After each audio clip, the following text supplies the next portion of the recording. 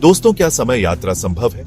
आप यकीन करेंगे अगर मैं कहूं कि एक विमान अपनी मंजिल से 37 साल की देरी से पहुंचा। यह कहानी है पैन अमेरिकन फ्लाइट 914 की, जो 1955 में न्यूयॉर्क से मियामी के लिए उड़ा था और अचानक 1992 में कराकास एयरपोर्ट पर उतर गया। क्या समय सिर्फ हमारी घड़ी की सुइयों तक सीमित है, या ब्रह्मांड में कोई ऐसा आयाम भी है जहां समय ठहर जाता है? यह घटना समय, स्मृति और यथार्थ की हमारी धारणाओं को चुनौती देती है। कुछ लोग इसे टाइम वॉर्महोल से जोड़ते हैं, तो कुछ इसे मनगढ़ंत मानते हैं। लेकिन शायद हम सब मानना चाहते हैं कि इस दुनिया में हमारी समझ से परे भी कुछ है। आइए इस रहस्य की तह तक पहुंचने का प्रयास करते हैं।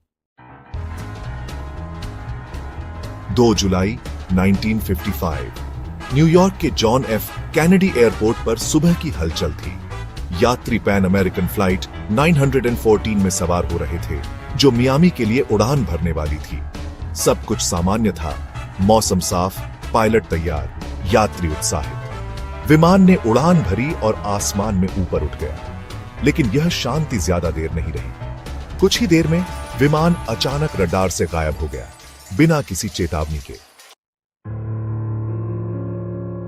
जब pan Am flight 914 radar screen से अचानक गायब हो गया, तो कंट्रोल रूम में बैठे ऑपरेटरों को पहले लगा कि यह कोई तकनीकी गड़बड़ी है। उन्होंने तुरंत विमान से संपर्क साधने की कोशिश की, लेकिन रेडियो पर सिर्फ खामोशी थी। बार बार कॉल किया गया, लेकिन कोई जवाब नहीं आया। कंट्रोल रूम में तनाव का माहौल बनने लगा। ऑपरेटरों ने तुरंत अपने वरिष्ठ अधिकारियों को सूचित किया। जल्द ही यह खबर पैन अमेरिकन एयरवेज के मुख्यालय और सुरक्षा एजेंसियों तक पहुंच गई। किसी को समझ नहीं आ रहा था कि आखिर हुआ क्या। विमान के गायब होने से पहले कोई आपातकालीन संकेत नहीं मिला था। यह कैसे संभव था कि एक पूरा विमान, जिसमें 61 लोग सवार थे, बिना कोई सुराग छोड़े आसमान में विलीन हो जाए? आमतौर पर जब कोई विमान दुर्घटनाग्रस्त होता है, तो रडार पर उसके मलबे के टुकड़े दिखाई देते हैं, या फिर पायलट का आखिरी संदेश रिकॉर्ड हो जाता है। लेकिन यहां ऐसा कुछ भी नहीं हुआ। इस घटना ने तुरंत एक बड़े खोज और बचाव अभियान को जन्म दिया। लेकिन किसी को यह पता ही नहीं था कि विमान आखिर गायब कहां हुआ। उसके आखिरी झांक स्थान के आसपास के विशाल समुद्री क्षेत्र में खोज शुरू की गई, लेकिन कोई सुराग नहीं मिला। दिन हफ्तों में और हफ्ते महीनों में बदलते गए, लेकिन फ्लाइट 914 का कोई नामो निशान नहीं मिला। पैन एम फ्लाइट 914 के गायब होने की खबर आग की तरह फैल गई। यात्रियों के परिवार वाले एयरपोर्ट और एयरलाइन के दफ्तरों में इकट्ठा होने लगे। उनके चेहरों पर चिंता और आंखों में उम्मीद की एक किरण थी। अधिकारियों के पास उन्हें देने के लिए कोई ठोस जवाब नहीं था। वे बस इतना ही कह पा रहे थे कि खोज अभियान जारी है।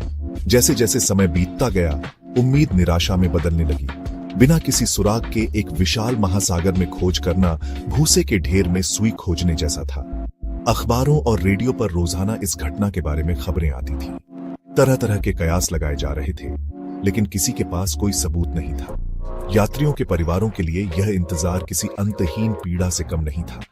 हर फोन की घंटी पर उनका दिल दहल जाता, लेकिन हर बार उन्हें निराशा ही हाथ लगती। कई महीनों की लगातार और निष्फल खोज के बाद अधिकारियों ने आधिकारिक तौर पर घोषणा कर दी कि पैन एम फ्लाइट 914 दुर्घटनाग्रस्त हो गया है और सभी 61 लोगों को मृत मान लिया गया है।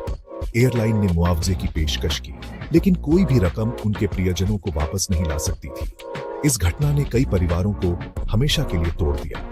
समय बीतता गया, लेकिन फ्लाइट 914 का रहस्य लोगों के जहन में जिंदा रहा। यह विमानन इतिहास की सबसे बड़ी अनसुलझी पहेलियों में से एक बन गया। अब कहानी में 37 साल का एक लंबा फासला आता है। साल था 1992, तारीख 21 मई। वेनेजुएला के कराकास एयरपोर्ट पर एक सामान्य दिन था। एयर ट्रैफिक कंट्रोलर जुआन डे ला कॉर्टे ने रडार पर एक अज्ञात विमान का सिग्नल देखा। यह विमान बिना किसी पूर्व सूचना के एयरस्पेस में आ गया था। जुआन ने संपर्क साधा तो पायलट ने कहा, हम पैन एम फ्लाइट 914 हैं, न्यूयॉर्क से मियामी जा रहे हैं। हमारे विमान में 57 यात्री हैं। जुआन को यकीन नहीं हुआ। पायलट ने बताया, हम न्यूयॉर्क के आइडियल वाइल्ड एयरपोर्ट से सुबह 9:55 पर उड़े थे और हमें 11:30 पर मियामी पहुंचना था। जुआन और उसके सहकर्मी हैरान रह गए। पैन एम एयरलाइन तो सालों पहले बंद हो चुकी थी और जिस विमान का जिक्र पायलट कर रहा था वह 1955 में गायब हो गया था। जुआन ने पायलट से पूछा, क्या आप जानते हैं कि आज की तारीख क्या है? पायलट ने जवाब दिया, 2 जुलाई 1955। जुआन ने बताया, आज 21 मई 1992 है। रेडियो पर खामोशी छा गई। एयरपोर्ट पर आपातकाल की घोषणा कर दी गई। कुछ ही मिनटों में एक पुराना डगलस DC-4 विमान एयरपोर्ट के ऊपर मंडराता हुआ दिखाई दिया। यह वाकई में एक पुरानी दुनिया से आया हुआ मेहमान था। 37 साल पहले खोया हुआ एक विमान अपने यात्रियों के साथ वापस लौट आया था, लेकिन यह रहस्य अभी खत्म नहीं हुआ था।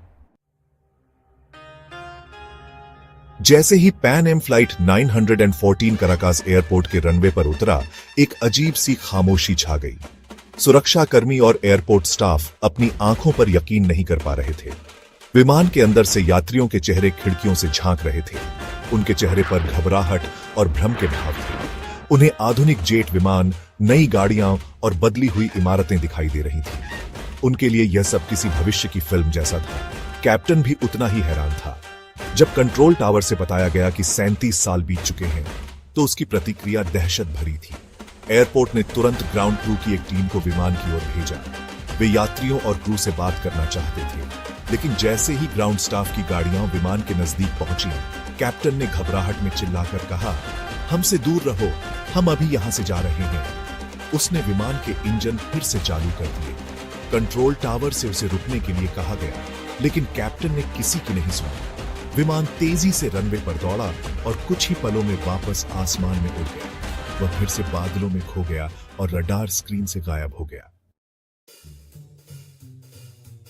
पैन एम फ्लाइट 914 का दोबारा गायब होना उतना ही रहस्यमयी था जितना उसका प्रकट होना। कराकास एयरपोर्ट पर मौजूद सैकड़ों गवाहों की आंखों के सामने वह पुराना विमान आसमान में चढ़ा और फिर से ओझल हो गया। वायुसेना के जेट विमानों को उसे खोजने के लिए भेजा गया, लेकिन वे उसे ढूंढ नहीं पाए। रडार पर उसका कोई नामो निशान नहीं था। अगर वहां इतने सारे गवाह और कंट्रोल टावर की रिकॉर्डिंग न होती, तो शायद कोई इस घटना पर यकीन भी नहीं करता। जब विमान टेक ऑफ कर रहा था, तो उसके पायलट ने घबराहट में एक पॉकेट कैलेंडर नीचे गिरा दिया था। वह कैलेंडर साल 1955 का था।